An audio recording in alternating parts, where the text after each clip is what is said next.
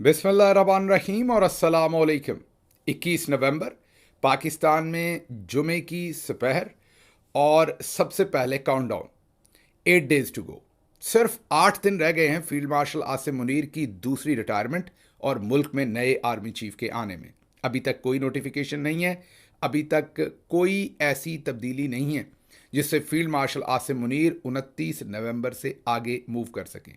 अभी तक की सूरत हाल यही है कि 29 नवंबर की शाम का जब सूरज गरूब होगा तो फील्ड मार्शल आसिम मुनीर का ये जो काला दौर है, स्याह दौर है पाकिस्तान की तारीख का, ये एक वो अनडिक्लेयर्ड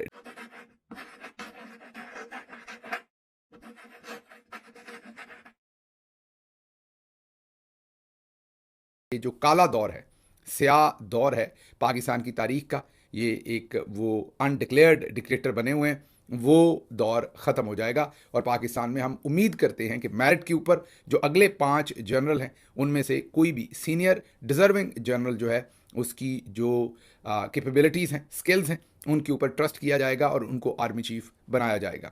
अब चलते हैं आज की अहम खबरों की तरफ और आज की पहली खबर आपके सामने दुबई से रखते हैं, जहां पर एयर शो के दौरान इंडियन एयरफोर्स का तैयारा गिरकर तबाह हो गया है, उसका पायलट भी हलाक हो गया है। जी, इन दिनों दुबई में एक एयर शो हो रहा है जिसमें डिफरेंट किस्म के जो हवाई जहाज़ हैं या फाइटर जेट्स हैं, तमाम का डिस्प्ले किया जा रहा होता है।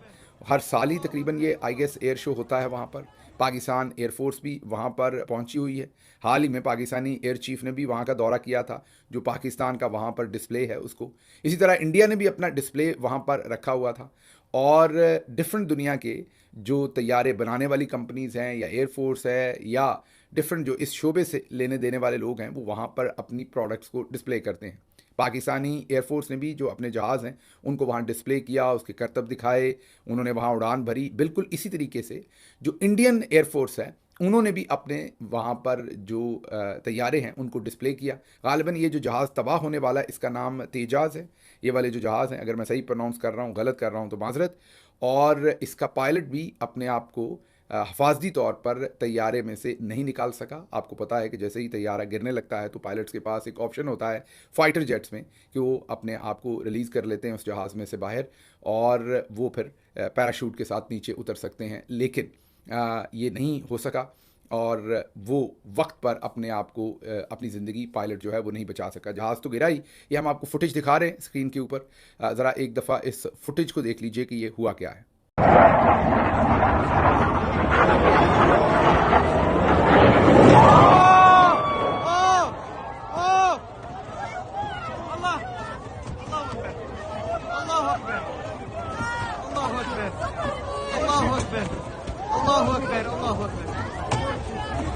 देख लिया आपने। तो ये सूरत हाल है जो इंडियन एयरफोर्स के जहाज़ के साथ दुबई एयर शो में हुआ है। इसमें अभी तक की जो इत्तलात हैं वो यही हैं कि इंडियन पायलट जो है वो इसमें हलाक हो गया, वो अपने आप को बचा नहीं सका, वो अपने आप को जहाज़ में से निकाल नहीं सका बर वक्त।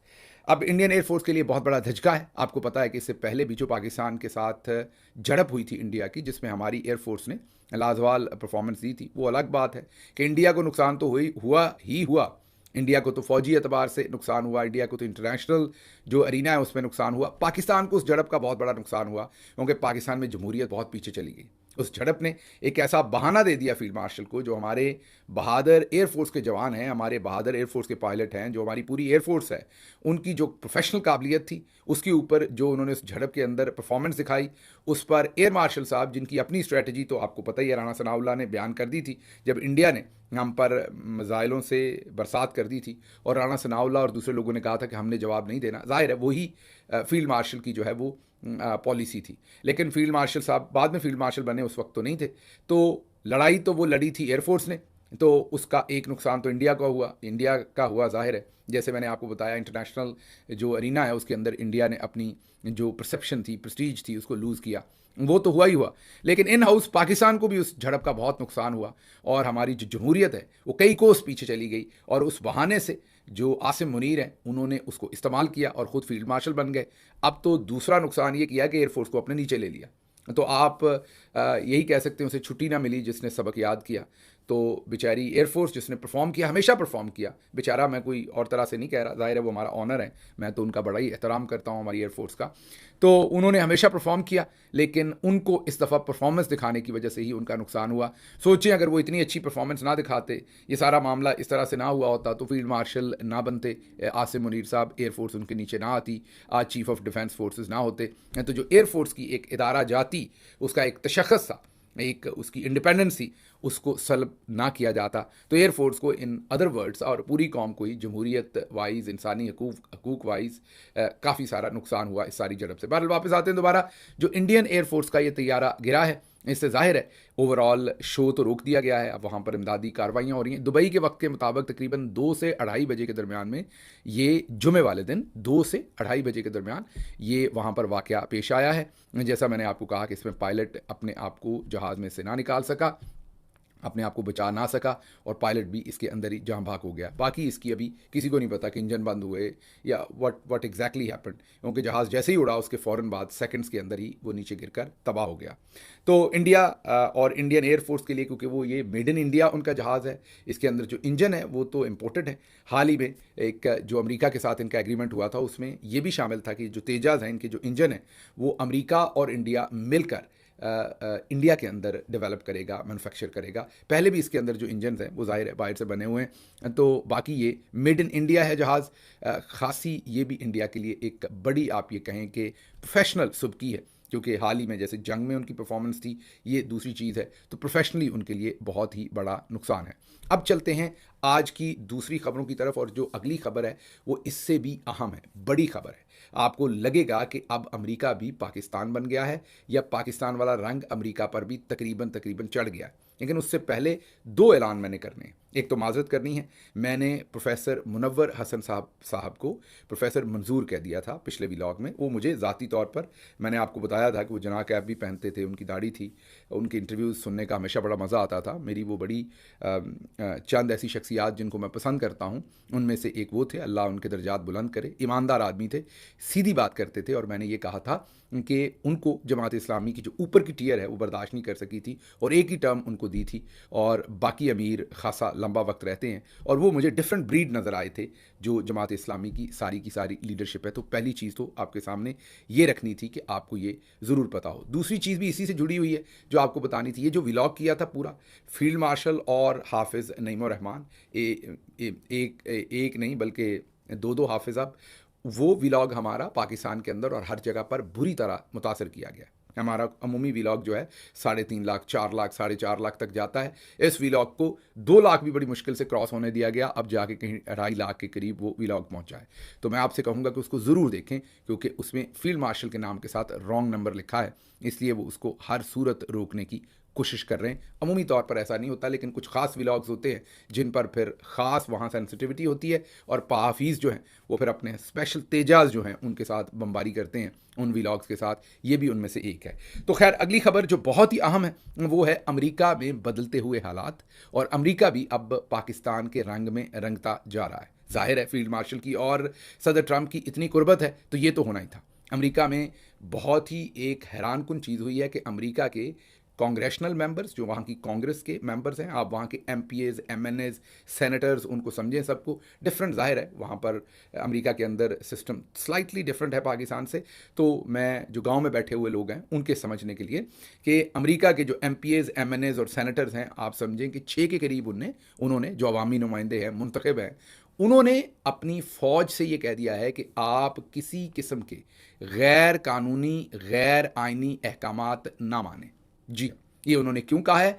क्योंकि वो ये समझते हैं कि सदर ट्रंप उनको जो अहकामात दे रहा है अमेरिका की फ़ौज को, वो गैर कानूनी है। अमेरिका के मुख्तलिफ शहरों में उनको भेज रहा है, इमिग्रेंट्स को जो है यहाँ पर तारकीन वतन जिनके पास कागजात नहीं हैं या दूसरे मसाइल हैं, उनके ऊपर एक्शन लेने के लिए, शहरों के अंदर प्रोटेस्ट को रोकने के लिए जो फ़ौज को इस्तेमाल किया जा रहा है सिविलियन एरिया के अंदर, वो समझते हैं, ये जो अमेरिका के MNAs और सेनेटर्स हैं वो ये समझते हैं, ज़ाहिर है अमेरिका के सेनेटर्स और कांग्रेशनल मेंबर्स, उन्होंने 6 ने कम अज़ कम, हम आपको ये वीडियो दिखा रहे हैं साइड पर, और ये तमाम वो सेनेटर्स और MNAs हैं। मैं ये बार बार MNAs कह रहा हूँ ताकि पाकिस्तान के गाँव में लोगों को समझ आए कि ये कौन लोग हैं। यहाँ पर उसे आप कांग्रेस के मेंबर्स और सेनेट के मेंबर्स आप कह सकते हैं।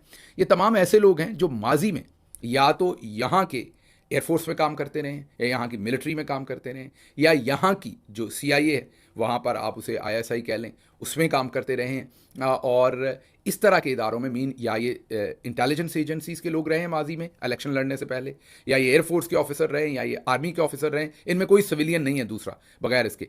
उन्होंने अब ये बयान दे दिया कि अमरीकी फ़ौजी जो हैं वो इलीगल, अनकॉन्स्टिट्यूशनल, जो गैर आइनी, गैर कानूनी अहकामात हैं उनको मत माने, ये उनकी जिम्मेदारी है। अब इसने तो एक पूरे का पूरा वहाँ पर बम फाड़ दिया। बम फाड़ दिया का मतलब यह है कि सदर ट्रंप गुस्से में आ गए, उन्होंने इसे बगावत करार दे दिया और उन्होंने कहा कि इसकी सज़ा मौत है। इन कांग्रेस मेंबर्स का जब ये वीडियो आया, जब उन्होंने अपनी फ़ौज से डायरेक्टली अपील कर दी कि आप लोग कोई गैर आइनी, गैर कानूनी अहकामात मत माने, सदर ट्रंप को पता चल गया, जाहिर है कि ये उन्हीं के अहकामात के ऊपर ये बात हो रही है। वो आप पे से बाहर आ गए और हो गए, और उन्होंने ट्वीट किया कि ये बगावत है, ये गद्दारी है, ये सिडिशन है, और इसकी सज़ा जो है वो मौत होती है। फिर किसी और ने ट्वीट किया कि अगर जॉर्ज वाशिंगटन होते तो वो इन लोगों को फांसी की सज़ा लगा देते, आप भी लगा दें। उसको सदर ट्रंप ने रीट्वीट किया, उसके ऊपर तो फिर शोर मच गया। जो दूसरे कांग्रेशनल मेंबर थे, इवन सदर ट्रंप की अपनी पार्टी के, उन्होंने कहा सदर ट्रंप ऐसी बातें कैसे कर सकते हैं कि अगर कांग्रेशनल मेंबर्स ने ऐसी स्टेटमेंट दी है तो वो उनको फांसी कैसे लगा सकते हैं।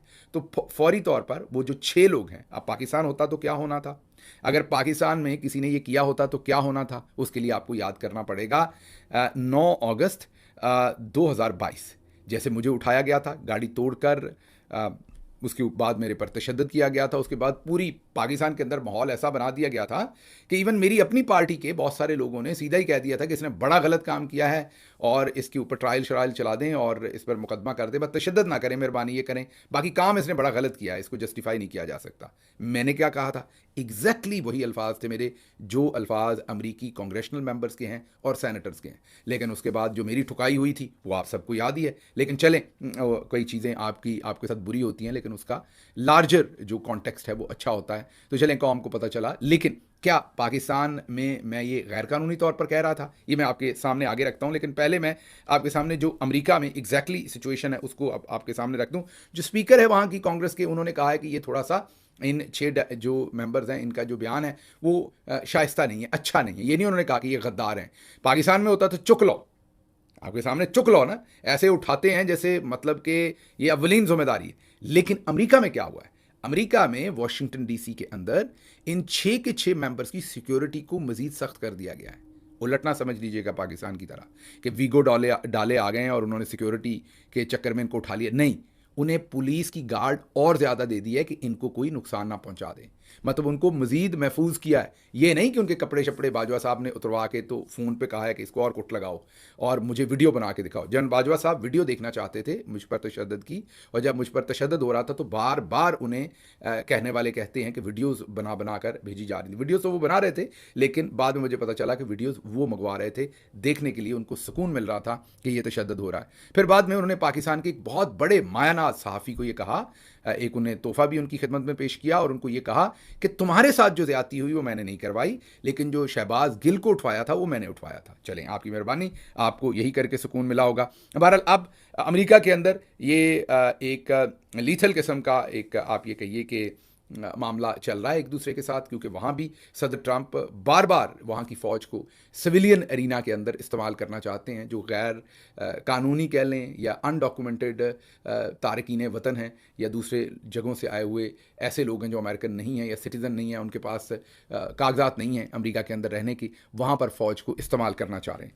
अच्छा, क्या अमेरिका के यहाँ कोई ऐसा कानून है जो मना करता है उनको कि गैर कानूनी अहकामात ना माने? जी बिल्कुल है। पाकिस्तान में तो ऐसी चीज़ें वाज़ेह बताई नहीं जाती।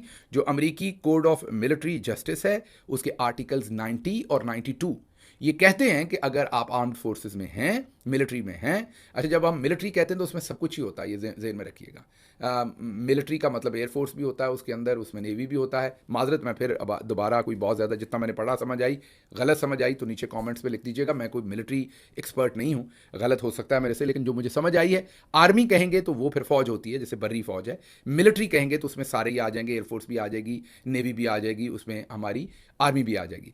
तो जो मिलिट्री है उनका जो code of military justice article 90 और 92 अमेरिका का है, वो ये कहता है कि अगर आपको कोई अहकामात दिए जाते हैं और आप उनको नहीं मानते तो आपका कोर्ट मार्शल होगा। लेकिन अगर वो अहकामात गैर कानूनी है, गैर आईनी है, तो आपने बिल्कुल नहीं मानने।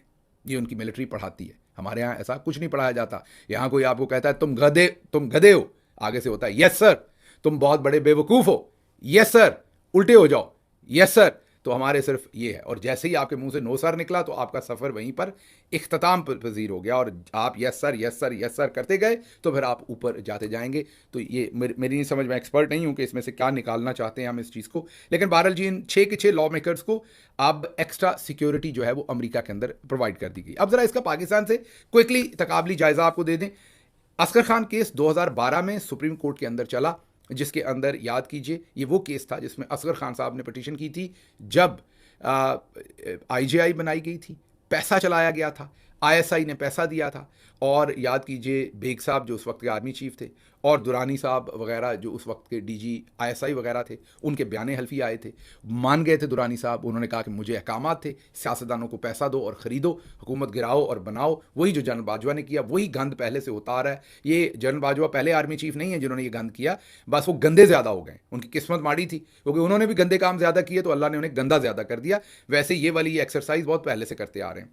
तो उसमें जब वो सुप्रीम कोर्ट में गया वो केस, और दूध का दूध पानी का पानी हो गया कि कितना गंद मारा। दुरानी साहब ने खुद एफिडेविट दे दिया, मान लिया कि हाँ ये गंदा काम हमने किया था। तो जब ये पता चल गया कि हमारे फौज के आला तरीन जनरल्स ने ये घटिया और गंदा काम किया था, ये सुप्रीम कोर्ट के अंदर उनकी लुंगी धोती खुल गई। तो फिर सुप्रीम कोर्ट ने 2012 में air marshal Asghar Khan case के ऊपर ये फैसला किया, और फैसला ये दिया कि फौज और इंटेलिजेंस, ये पहली दफ़ा फैसला आया था पाकिस्तान में, फौज और इंटेलिजेंस अफसरान गैर कानूनी हुक्म मानने के जिम्मेदार नहीं हैं। इस फैसले में यह भी लिखा गया कि कोई भी शख्स जो सरकारी ड्यूटी कर रहा है, वो फौज का हो, वो सिविलियन हो, वो इंटेलिजेंस का हो, इसमें कोई नहीं। इससे पहले अनीता तुराब केस जो है वो, इससे पहले ना कहें इसके बाद कह लें, बेशक वो 2013 का है गालिबन। अनीता तुराब केस जो है उसने सिर्फ सिविलियन ऑफिसर्स को ये कहा था कि आपने इलीगल ऑर्डर्स जो हैं वो नहीं मानने। लेकिन ये जो air marshal Asghar Khan case है, इसने तो फिर काम सीधा ही कर दिया था, कोई कसर ही नहीं छोड़ी थी। इसने कहा ऑल ऑफिसर्स, ऑल जितने भी लोग सरकारी हैं, वो फौज के हैं, वो इंटेलिजेंस एजेंसीज के हैं, वो सिविलियन हैं, वो कोई गैर कानूनी अहकामात नहीं मानेंगे। मातहत अफसर को गैर कानूनी ऑर्डर मानने की इजाज़त नहीं, वो उससे इनकार करे। ये सुप्रीम कोर्ट ऑफ पाकिस्तान के अहकामात थे। अगर सीनियर ऑफिसर गैर कानूनी अहकामात दे या रोके तो वो खुद मुजरिम है, करने के काबिल ही नहीं। आप गैर कानूनी अहकामात को डिसओबे कर सकते हैं, वो ओबे करने के काबिल नहीं है।